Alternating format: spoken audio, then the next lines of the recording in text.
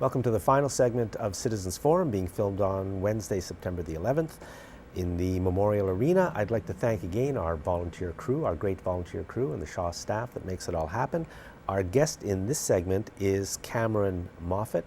Cameron is an osteopath.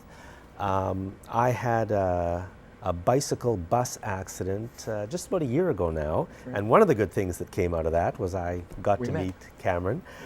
Yes. So we were going to start to talk about what to do as the weather is changing, but maybe first you can tell us what an osteopath is and does. Certainly.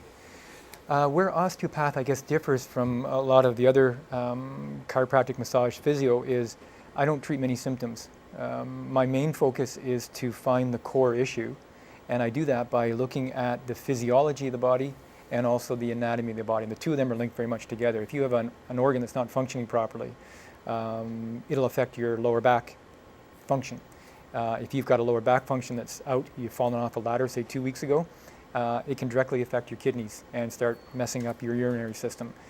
So osteopaths look at both structure and function, and we try to bring the body back into its natural ability to heal itself. Again, that's where I guess maybe I'm very similar to TCM, traditional Chinese medicine, in the sense that they believe the body can heal itself with the right herbs and the right acupuncture. I do my work very manually, so I don't use needles, I don't use a lot of nutraceuticals, say like a naturopath, but I do manually work on the body. I will manually work on the liver, on the stomach, on the tailbone, on the spine. Is it, I don't know much about chiropractic, but I understand that chiropractic can be a bit strong. Is osteopathy also strong or more mild? Well, we're trained to adjust joints in that manner. The term is high velocity thrusting. It's not a choice that I make very often, very seldomly. If I do that once a month, that would be a high. There are other ways of adjusting the joint. And if you include in the adjustment, if you want to call it that, all the soft tissue around it, so you take that into account, plus any organs and any fascia that are influencing the joint, then when you do eventually move the joint, it's going to stay in place. What people have to remember is bones are inert material. Joints cannot move on their own. So for a joint to go out of alignment, other than being hit by a truck or a baseball bat or something, well, or a bus, in the absence of that, then something is pulling the joint out of alignment or allowing it to come out of alignment, and that's what has to be dealt with first in my type of training. So I'll start actually with the fourth thing we were going to talk about, which is what brings people to see you? Here in Victoria, because I've only been here 3 years and osteopathy is fairly new on the west coast of Canada, what usually brings people to see me and other practitioners in the city is frustration. They've already been to see the chiropractor, the massage, the physio, et cetera, and whatever else, and they're not getting regular anywhere. doctor. And their doctor, right. So usually it's pain. As the word gets out there more, people are coming in for prevention. They know something's off a little bit. They can feel a bit of a nagging lower back, but it's not a big issue, and they come in to see me, and that's the best case scenario. Before it's full-blown pain, then there's a lot more I can do in the initial treatment. Someone comes into the clinic bent over, or they've got a pounding headache, or their reflux in their stomach has become so acute that their whole upper chest area is inflamed. I have to deal with that first before you can actually get to the problem, so it takes longer. But usually it's pain. So is it something like headaches or joint pain or arthritis or? Yep, all of those. Arthritis is actually a commonly thrown around diagnosis that is often, in my opinion, overused. Somebody that's over 40 goes into a healthcare practitioner with sore back, sore elbow, sore shoulder. In the absence of any radiological findings, so there's no fracture, et cetera, quite often they'll be diagnosed with, I'm sorry, you've got some arthritis. We all have arthritis after about the age of 30. Our joints start to wear down a little bit. It's the degree of wear that counts. And quite often when I find people coming in with the arthritic diagnosis, they've actually got something else going on. Quite often it's organ referral. The organs in our body don't speak to us very clearly. Like, when was the last time you actually felt your colon or your liver or your gallbladder? But those organs are very awake and present and sending signals all the time to the brain. But they do it via the surface of the skin, the outside of the body. So if someone has a nagging right shoulder pain, that every time they move their shoulder, it clicks and grinds, the diagnosis could easily be arthritis. But in fact, a large percentage of those cases that I get coming into the clinic are in fact liver issues. Liver refers to the right shoulder. If you've got a pathological liver that's inflamed and irritated, and I don't mean severely to the point where it's a severe health problem, but a subtle issue, you'll feel it first in the right shoulder, not the liver. So when people come in with me with right shoulder problems and I start working on their liver, they quite often will say, what are you doing? Why are you down here? And once I start to release that whole pattern of dysfunction radiating up, they start to feel their shoulder feeling better, then they understand why I'm working down there. That's amazing. It's different and it's fascinating. Yeah. It's very fascinating work. What kind of degree of success do you have with pain? Because I know there's a lot of people who have that problem. I would change the question a little bit as a team effort. What do I and the person I'm working with, what kind of success do we have? I can't do it on my own. Nobody can. I haven't yet met anybody that's so good in their treatments that regardless of the input from the patient, they're going to get better. My success rate is high when I can get that person on board to try to change whatever lifestyle choices they've been making that's got them into the office. If they can change some of those things, then we're well on their way to a much better health and better movement and less pain. Okay. So, for example, what would a generalized situation be where someone has pain and comes to see you or another osteopath, and you do something that they think has nothing to do with the pain and yet it's successful? What would that kind of situation be? The shoulder was one. Sure. Well, I think when we discussed a couple of weeks ago, we were talking about the digestive system. Since coming to Victoria, I have noticed a lot more cases coming into my office that are, the symptomology is being driven by a dysfunctional digestive system. What I'm starting to realize is that at the southern end of this island, we're surrounded on 3 sides of a very cold body of water. It's here all the time. I've noticed in the summertime, if I stand out in the sun, it can feel nice and warm. If I step into the shade, it's all of a sudden cool. Right. And so there's this coolness that's always here. And I think a lot of people's digestive systems get very challenged in that dampness. And so example of that is somebody's stomach. They've been eating a lot of foods that are cooling. So the person who is on a raw food diet, or somebody who's trying to be a vegan and has certain levels of stress in their life, whether it's school or work, or and they're not meeting not so much the calorie intake, but they're not meeting the warmth intake, the need. Their digestive fires are getting weakened.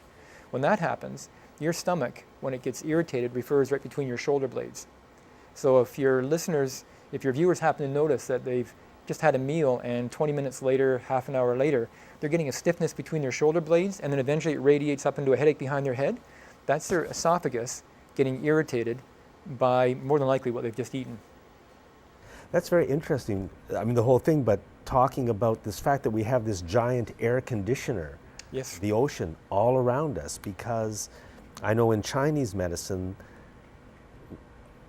coldness within the body can be a serious problem. It's not good. No. It's not good. And coldness, of all the situations, coldness in your kidneys is the worst. That's actually not life-threatening, but certainly life-joyous threatening. Joyous. You will not be functioning well if your kidneys have become very cooled, very yin. And the other thing to remember is we have a giant glacier just on the other side of the Juan de Fuca in the Olympic Mountains. So even when the wind blows out of California and comes towards us, it goes over top of that glacier and then dumps right into Victoria with that refrigerator. Lucky today on September the 11th, it's about 30 above. Yeah, so it feels great out there today. Yeah. Yeah, but winter's coming. So, and that's the first thing we were going to talk about as the weather starts to change towards fall and winter. Yeah.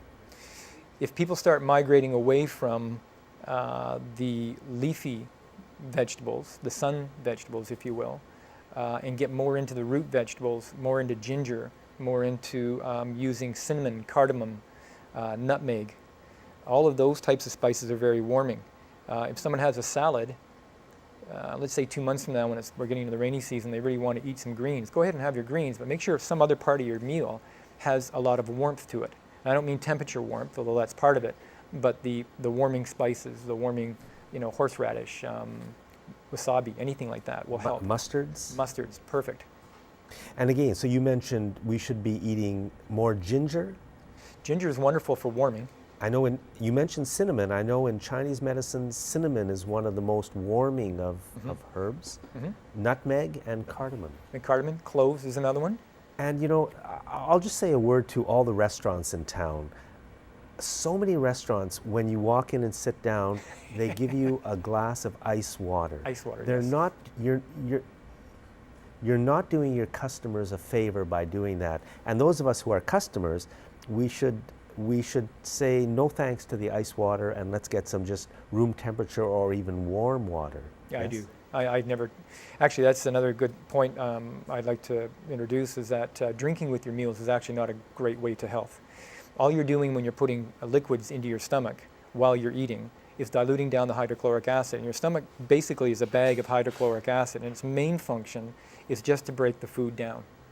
The minute you add some fluids in there, with the exception of beer and wine, the minute you add any other fluids in there, you're just watering down the hydrochloric acid, and then from there on, either the acid levels get cranked up and you get heartburn, or the stomach doesn't do much and the foods leave the stomach poorly broken down, and then our medical system's got all kinds of names for that: Crohn's colitis, irritable bowel syndrome, gastroesophageal reflux, or commonly also known as heartburn. So all of those things will start quite often just by putting liquids in there. So anybody who's having any digestive problems, and if you're not anyways, less fluid, less water, less everything with your meals. Except I think you said beer and wine. Well, I'm sure a lot of people are saying thank God for that. Yeah. A glass of beer or a glass of wine, moderate amount, because they're both fermented, they actually will help digestion. Now, distilled alcohol is different. It doesn't have that fermented quality to it. But anything fermented, if someone's having some struggles with their digestive system, if every meal they eat something that's fermented, they're well on their way to rehabilitating their digestive system. So sauerkraut, kimchi, miso, properly made yogurt. You got to be careful with that one. The grocery store yogurt's not really, I mean, it's not bad for you, but it's not going to really cut it from a rehabilitative point of view. Did I miss anything? Sauerkraut, I think that's it. Those 3 or 4 items are quite helpful. So we started to talk a few minutes ago about what to do as the weather changes, and the first thing you mentioned was warmth. Warmth. Is there anything else you wanted? Well, one thing I've been hearing a lot from people coming in the clinic is the smoothie phenomenon is on us right now, and it has been for the last 5 or 6 years. People start their day off with a cold smoothie in the morning, which is okay in the middle of summer, but not in the winter. It's not a great way to start the day. The nutrients are there, but it's too cooling. So you can either warm the smoothie up temperature-wise, or in your smoothie put in some ginger, put in some cinnamon. What about all the mums and dads who are giving their kids for breakfast, as they send them off to school in the morning, a glass of cold milk and cornflakes or something? Yeah. Well, the cornflakes, you're probably better off to dump the cornflakes out and eat the box. Yeah, and I'm just going to repeat that. You're better off to dump the cornflakes out and eat the box At in least you terms know of what you're nutrition. getting. Yeah, the corn's going to be GMO corn more than likely, and we don't digest corn very well at all. So on top of the cold milk, which is, I'm assuming, been pasteurized and homogenized, that is a product that we just do not digest. So what should children and all of us be eating for breakfast?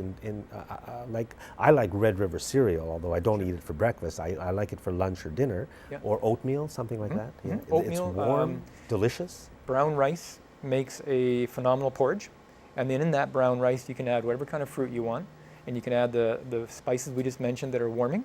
That would be a very, not only temperature warming, but also a heat warming, energy warming food. Yeah. And if you got young children and they're kind of balking at the flavor of it, put some maple syrup on it, or a little bit of honey, some natural sweetener's fine.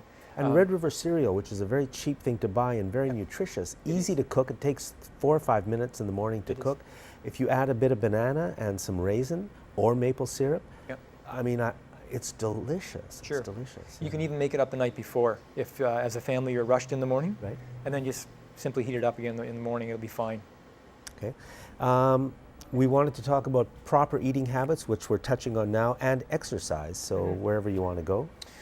Well, we mentioned about the not drinking with your meal. Start a half an hour before your meal, stop drinking, and wait at least a half an hour after meal to resume drinking. The other thing I hear a lot from people is the habit of eating before you go to bed.